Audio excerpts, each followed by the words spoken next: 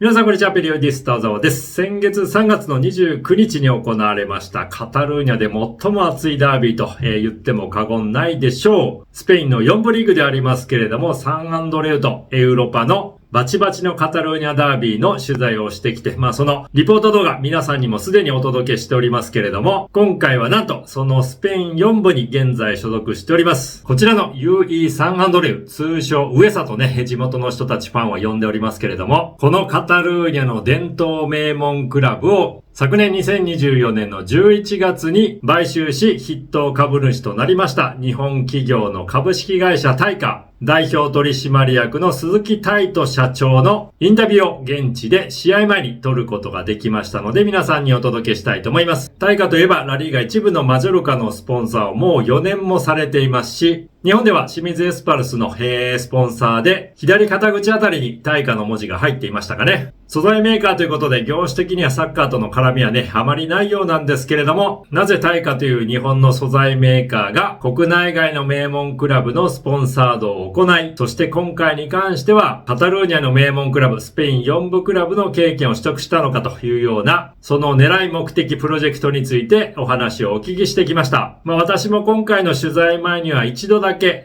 東京でのマジョルカの、スポンサー発表のイベントで、タイカの鈴木社長とね、お話しする機会がありましたので、そこで、本当にサッカー好きな方なんだなということで意気投合しまして、今回スペイン・バルセロナにいらっしゃるタイミングでインタビューをお願いしたところ、見事に快諾いただきまして本当にありがとうございます。ダービー前の非常にお忙しいハードな日程の中でわざわざ時間を設けてくださいました。今後スペインの中ではマジョルカ同様に、このサンアンドレウというカタルーニャのクラブが日本人選手の受け入れ先として非常に重要な存在になる可能性、ポテンシャルをね、かなり秘めたプロジェクトかと思いますので、ぜひ皆さん、タイカの鈴木社長という肩書きではなく、UE サンアンドレウのプレジデンテ、プレジ会長というね、肩書きで、今回の鈴木さんのインタビューをご覧いただければというふうに思います。それではどうぞ。皆さんこんにちは。今日はバルセロナにやってきまして、サンアンドレウという、バルセロナの中ではもう名門な歴史的なクラブで、本当にいい環境の中で、ちょうど今もこれ、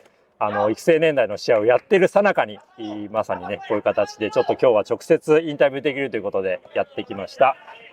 ご紹介したいと思います。株式会社タイカの鈴木泰斗社長になります。鈴木さんよろしくお願いします。お願いします。今回バルセロナでこうやってお会いできるのは嬉しいんですけれども、もう多分ラリーガファンならみんな知ってると思うんですけど、改めてこのタイカ、アルファゲル、ね、マジョルカのスポンサーに入ってますけど、もうマジョルカのスポンサーやられてどれぐらい経ちますか？丸5年になるのかなというふうに思ってます。そして、ね、このサンアンドレウの経営権も取られたっていうニュース聞いて、僕もおーってちょっと驚いちゃったんですけど、日本だとまだそんなにニュースにならなかったんですけど、多分バルセロナとかスペインメディアムでも前半のこの上から数えて3部4部ではありますけれども、アマチュア、セミプロのリーグではありますけれども、ダービーがすごかったので、このサンアンドレウに日本人オーナーが来たんだってざわついてましたけども、ちょっと後でちょっとそこの話は詳しく聞くんですけども、改めて鈴木さん、ご自身の株式会社タイカについてどういう会社なのかちょっと教えていただけますか？そうですね。素材メーカーでありまして、まさに書いてあるアルファゲルという素材を使ってですね、B2B を中心に、運営させていただいております。その他、違う素材もあるんですけども、基本的にはこちらの方が今メインの主力というふうになっております。素材というとなかなか我々消費者側としては見えないんですけど、どういったもの商品展開されてるんですか？一番有名なのがアシックスさんのシューズのソールの部分に入っている、あれがアルファゲルというふうに入ってるんですが、あれが一番皆様の目に触れているのかなというふうに思います。素材メーカーということでいうと、やっぱり世界中にそういうアルファゲルさんが入った商品がもう世界中で使われてるってことなんですね。そうですね。まだまだもっと入りたいと思ってるんですけども、ただいろんなところに入っておりまして、その辺が我々も日々努力してより皆様に我々のいい製品を使っていただきたいなというふうに思っております。先ほどのアシックスのシューズとか、多分シューズのソールだと衝撃を吸収するということですけど、じゃあ独自の商品なわけですね。なるほど。そういうことです。相当衝撃を抑えない。僕記事で見たら、上から相当生卵が落ちてきても割れないみたいな。一応ですね、18メートルから落としても18メートル、すごい割れないとかですね。いろんな当然仕様によってあるんですけども、そういった以前前はコマーシャルを打たせていただいたこともありました。で鈴木さん自身が、はい会社も、ね、そうなようですけども、静岡県のサッカーどころ清水市から生まれた会社、そしてご出身ということで、ちょっとそのつながりも教えていただけますか。はい。もともと、清水出身なので、サッカーはもうちっちゃな頃から、身近なものとして、ありました。で、私、高校を卒業してから東京に出てきたんですけども、サッカーとは、高校卒業してからもですね、大学で、それから社会人でも少し、プレイヤーとしてもやっていたんですけども、当然年を取ると、なかなか体が動かなくなりまして、で、エスパルスの、偶然にもですね、エスパルスのスポンサーもさせていただくことから、なんとなく今までやっていた、自分が楽しんでいたサッカー今度逆にですね、何か恩返しができないかなという思いで、地元、清水の、スポンサーをさせていただくことにな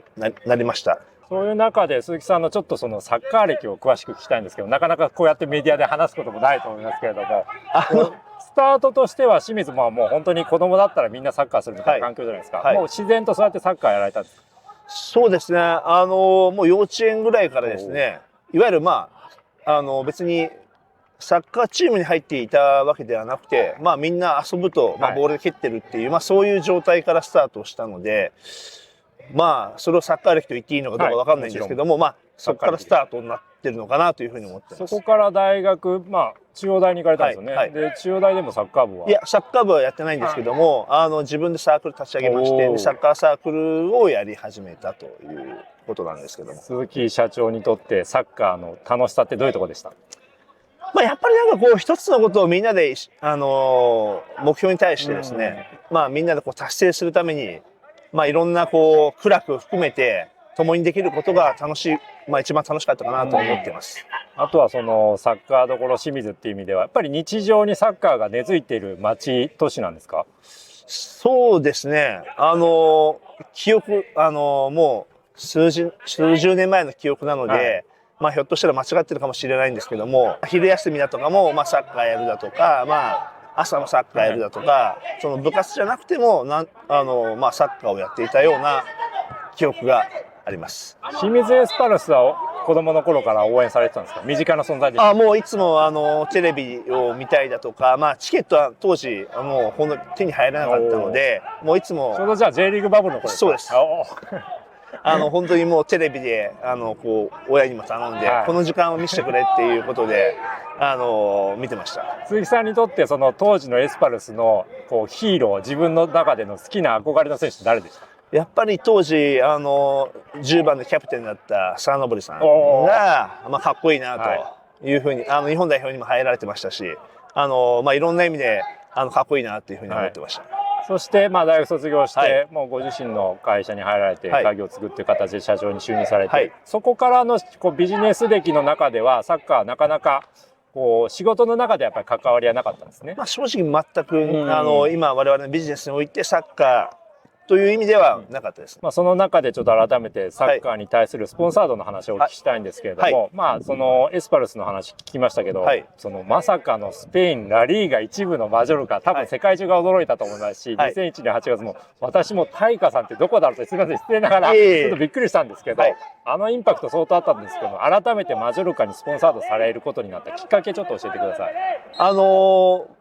ちょうど東京オリンピックがコロナで1年延期されて、で、当時、日本代表に入ってた、久保建英が、確かスペイン戦で負けて、涙を見て、いやー、日本のために涙を流す、青年がいるんだっていうことに、まず、感銘を受けましたし、で、たまたまネットを見ていたらですね、ネットニュースを見ていたら、その滝が所属しているマイルカの胸が開いてるというニュースを見て、いや、これはやっぱり何か、やんなきゃいけないなっていう使命感に駆られまして、それでスポンサーについたっていうのが、そもそもの。しかも実際に正式に締結するまで相当電撃でかなり短期間で契約できたっていうお話聞いたんですけど。そうですね。最終的にお金を支払う前にですね、もうテレビではうちのそのロゴが入ってたんですか？入って、滝が躍動していたので、それには正直、驚きましたし、日本の先人の方々の、その日本に対する信頼が、こういうふうな、状態を、引き起こしてくれたのかなというふうにも思っております。実際にそのマジョルカの胸にこう、タイカ・アルファゲルっていうか、にこう、プリントが入って、やっぱり相当な、こう、反応があったと思うんですけど、やはり、ご自身のこうお知り合いとかビジネス界隈でも相当言われましたか？やはり最初はすごく言われました。ですけどそういう新しいチャレンジするということに関しては皆さんどちらかというと好意的に、受け止めてもらえてました。その改めてそのマジョルカのスポンサードもそうですし、久保選手自身のスポンサードもそうですけど、やっぱり鈴木さんとしてもサッカーを通して成長させてもらった。で、久保選手のように若くして海外に渡って、こう日本の言ったらなんかいろんなプレッシャーとか日本人のイメージを背負ってやってるというところにやっぱりそういうところに賛同されたんですか？まさにおっしゃる通りで、残念ながら僕はサッカー選手ではないので、でもビジネスパーソンとして何かこう日本のためにサッカーのためにできることはないかと考えた時に、一つの手段としてこういったスポンサーというところがあるのかなと思いまして、そこにそれをきっかけにしているというところです。実際、今シーズンでいうと、マジョルカに浅野拓磨選手も入りました。で、久保選手の時のがもちろんインパクトあったかもしれないんですけど、やっぱり改めてマジョルカに日本人選手がいることによって、日本の中でいうと、マーケットの中でいうとやっぱり反応は違ってきますか？我々もマヨルカとこう仲良くやってるので、いろんな数字だとか、こう見させていただいてるんですけども、先シーズンはマヨルカ日本人誰もいなくて、ちょっといろんな数字が低かったんですけども、浅野選手が来てから、少しずつ上がり始めてますので、そういった意味では良かったのかなと思ってます。あとはそうやってこう実際に海外のクラブにスポンサーされたことによって、会社のおそらく従業員の方にも何かそういうこう勇気とかメッセージが伝わってるんじゃないかなっていうのも、タイカさんも今海外に進出されてるじゃないですか、工場。具体的に今どこに海外進出されてるんですか？今ですね、一応アメリカと中国とカンボジアに進出しております。スペインもといえばスペインもかもしれませんが。それによって従業員の方っていうのは日本以外でもその現地の工場であればそこの国の従業員の方がいらっしゃるということですね、当然ながら。そうするとやっぱりそのマジョルカのスポンサードを通じて、タイカってこんなことをしてくれてる会社なんだって、やっぱり従業員の何かこうロイヤリティとか満足度上がってますか？上がってると信じたいんですけどもなかなか僕自身がどうっていうのはなかなか聞けないので、ただやっぱり自分の働いてる会社がそういうラリーガの胸スポンサーやってるっていうのはやはりこう一部の声ですけども、こうみんなからこう言われるんですっていうふうに喜んで嬉しそうな顔で話しているので、そういうことなのかなというふうに思ってます。そして改めてようやく本題なんですけども、この UAE ネサンアンドレウっていうクラブ、名門で歴史的なクラブっていうのは地元の方はもちろんみんな知ってると思うんですけども、改めてこのクラブに経験をこう取りたいなと思った何かきっかけとか、何か実際に試合を見て何か感銘を受けたとかあるんでしょうか？まずマイルカでこうスポンサーをさせていただく中で、やっぱりサッカーって改めていいなっていうふうに感じ始めました。マイルカの試合を見に行きますと、本当に選手の隣にまで行かせていただいたりだとか、そのピッチレベルでいろんなものを見るチャンスも増えまして、やっぱりサッカーっていいなっていう本当に思ったのと、あと同時に歯がゆさもありまして、どういうことかと申しますと、やっぱりこうしたらもっと良くなるのになだとかっていう思いがあるんですけども、それがなかなか当然経営権を持ってるわけではないので伝えきれない、でどこまで自分が言っていいのかっていうのがよくわからないっていう、難しいですよね、スポンサーとしての立ち位置っていうのは。それはなかなか難しくて、でこういろいろ考えていたところにたまたまこの上サンアンドレウの話をいただいてですね、で実際にグラウンド見に来たんですけども、ここはスペインの4部チームなんですけども、もうサポーターの熱が、ペーニャの熱がもう非常にすごくて、4部と思えないですよね。いや本当に思えなくてですね、でそういう経験の話になりまして、で最終的には経験を握らせていただいたということになっております。実際こうスペインでも今まででいうとサバデルであったりとか、ヨーロッパの中でいうとグルノーブルみたいに、日本のこう企業がオーナーになって、ただ今スペインの中でもこうラリーガの一部でも例えばエスパリオンもそうなんですけど、海外資本が入ったけれどもなかなかやっぱりスペインって特殊で、特にローカルの地元の人たちの帰属意識も強い、高いので難しさもあると思うんですけど、このあたりは今後の経営に関してはどのようにお考えでしょうか？そうですね。パートナーでやっている日本語ペラペラのスペイン人たちがおりますので、まあ、時々僕よりも日本人っぽいなと思うこともあるので、その辺はもう信頼をしながらですね、まあ、彼らと共に、それから、ここのスタッフもですね、まあ、いろいろこう、コミュニケーションを取りますと、まあ、同じ人間ですから、やっぱりこう、お互いの思いが、まあ、このクラブを強くしたい、今4部ですけど3部に昇格させたいだとか、ここは同じ共通の思いがありますので、その共通の思いのもとに、共にやっていけたらなというふうに思っております。スポンサーから一歩こう踏み出して、まあ、経営権を取ったので、まあ、オーナーという立場だと思うんですけども、今後まあ、日本はもちろんですけども、このスペインバルセロナカタルーニャの地で、このサンアンドレイっていうクラブ、どういうクラブにしていきたいですか？そうですね。やっぱりまあ、我々がこう経営権を握ったことによって、少なくとも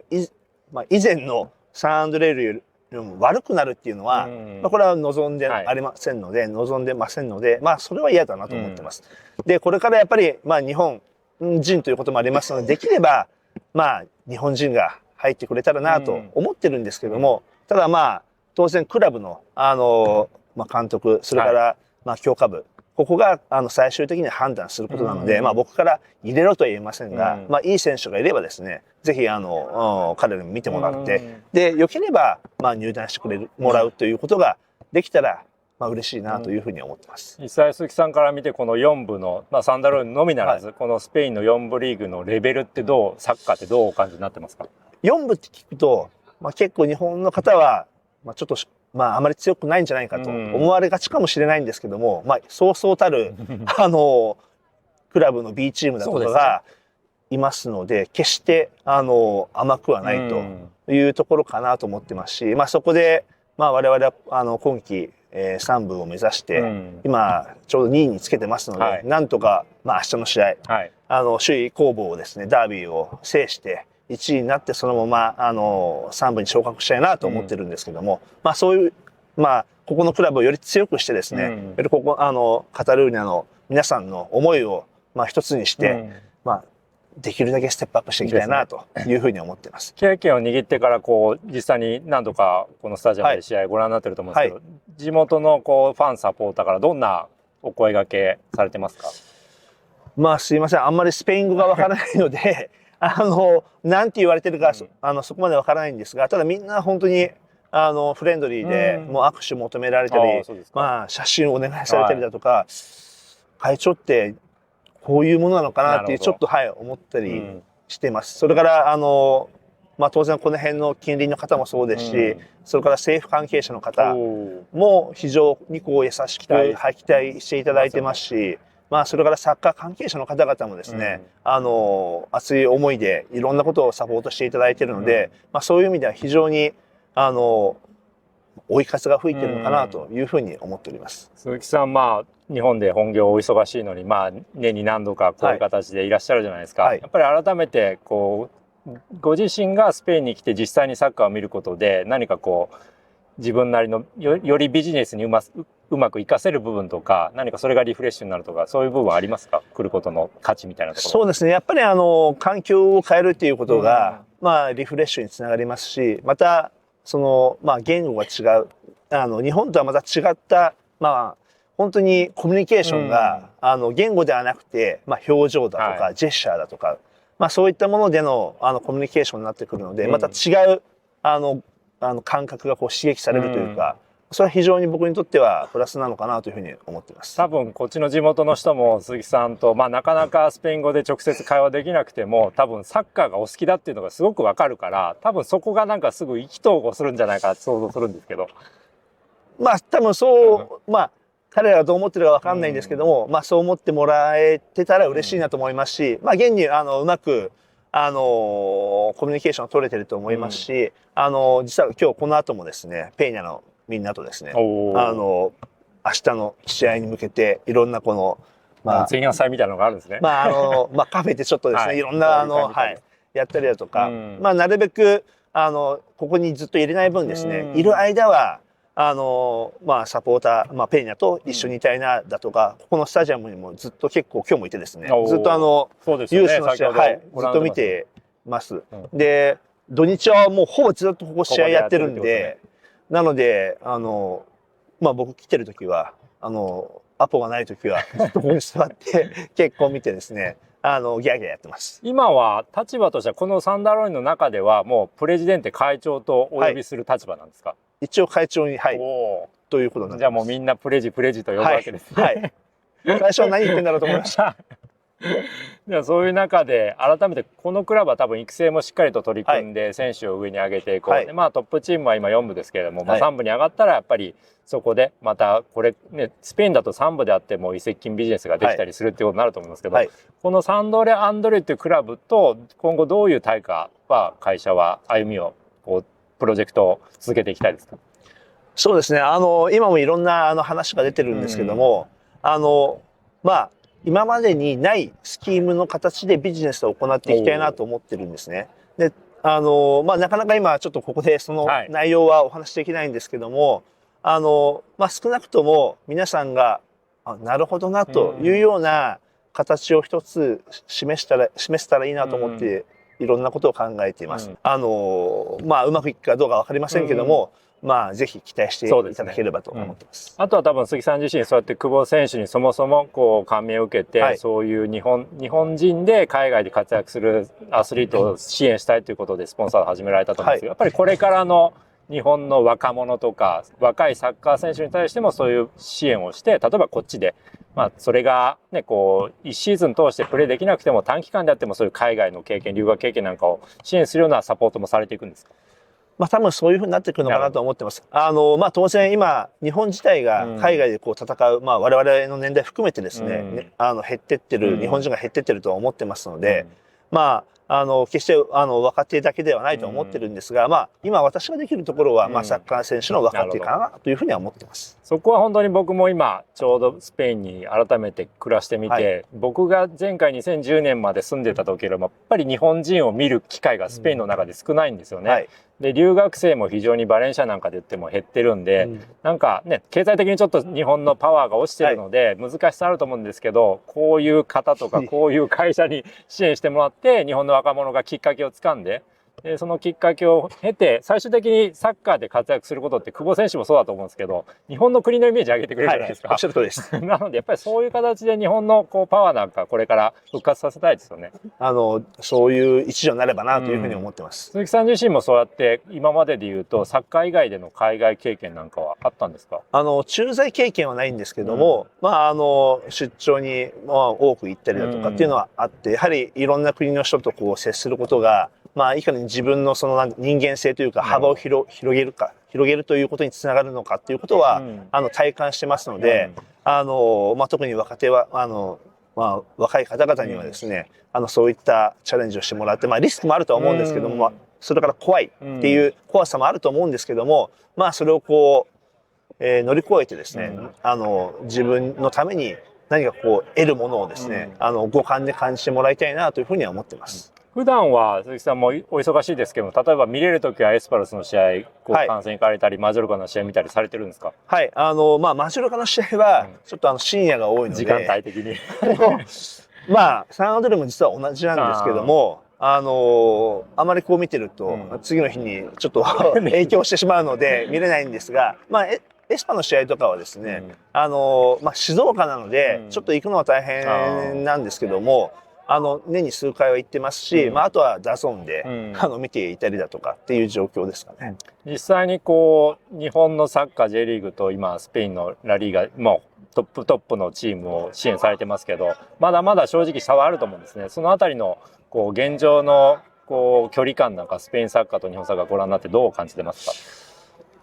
まあやっぱりですね、まあ育成、まあ今見ていただければわかるんですけども、うちのその育成年代でも会員がですね900名いるんですよ。すごい。トップチームが4部なのに900名です。この1コートだけで900名を回してるってことですか？いやもう一つあるんですけども、はい、2つでやってるんですけども、なので土日は先ほどもお話しした通り、もう朝からずっと試合なんですね。これも本当飽きずにずっと見てられるんですけども。でじゃあ日本で、まあ、そういう環境があるかっていうと、ままあ私はあまり知らないんですね。で考えますと、まあそういった草の根の部分、根本的な部分がやはり違うのかなというふうには思います。だからやっぱりスペインのサッカーが強いっていうのは、やっぱりそういうところにあるのかなっていうのも感じています。なんとなく僕のイメージだとやっぱりこういう会社でまあ一部のクラブをスポンサードするとあんまりこう育成にまで目を向ける人って今まで僕は会ったことなかったんですけど、はい、そういう意味ではすごいです。やっぱりサッカーご自身でやってそういう草の根でサッカーを続けてきたからこそのそういう目線なんですかね。下手な横好きでこうずっと趣味でサッカーをやれたのが良かったのかなと思ってます。うまいとやっぱりプロになってたとか、まあこうサッカーを楽しめなくなった時なることもあるかもと思うんですが、まあ自分自身がまあそういうことではなくていつもまあサッカーをやって楽しんでるっていうことがあるので、まあこの環境が本当にいいなと思ってるんですね。で例えば3部に上がるとここを天然芝に変えなければいけなくなるので、実はこの環境がなくなってしまうんですね。もうトップチームとまあユース年代の育成の子たちも全く別に切り分けるしかないってことですね。それが正直残念だなって思ってる部分もあるんですね。本当にここはトップの選手が練習していても隣で幼稚園年代の子供たちがやってるだとかこの絵はすごいなっていう本当にまあ日本ではなかなか見れない光景なのかなと。だから本当に根付いてるんですね。だからやっぱりそういったものを大切にしながらやれることはやってまあとはいえずっと4部にいることもできないのでやっぱり3部2部とやっぱりプロカテゴリーに上がっていくことがまあ応援をしてくださってる皆さんの思いでもありますんで、まあその辺をこう第一になるべく早くプロカテゴリーに行きたいなというふうに思ってます。最後にまずは日本語で、改めてこの大花さんがサンアンドリューの経験を握って、まあ、今後こう日本のサポーター日本のサッカーファンも多分大花さんに期待している部分もあると思うので鈴木社長に期待している部分もあると思うので、ちょっとまずは日本のサッカーファンにちょっとメッセージというか、これからまあこういう形で活動していきますっていうメッセージいただけますか。まだまだサンアンドレウって何だろうって皆さん思われてると思います。ぜひ一度日本語でですね、X も解説しましたので見ていただいてどんなチームかということを見ていただけたらなというふうに思っています。2030年にスペイン、ポルトガル、モロッコでワールドカップが共催されますので、まあそこまでにですねまああまり大きな声で言わないんですけども、まあ目標はありますので、その目標結構短いですよ、期間。いや、なので頑張らなきゃいけないんですけども、でもやっぱりそういうまあ少しずつ自分たちを追い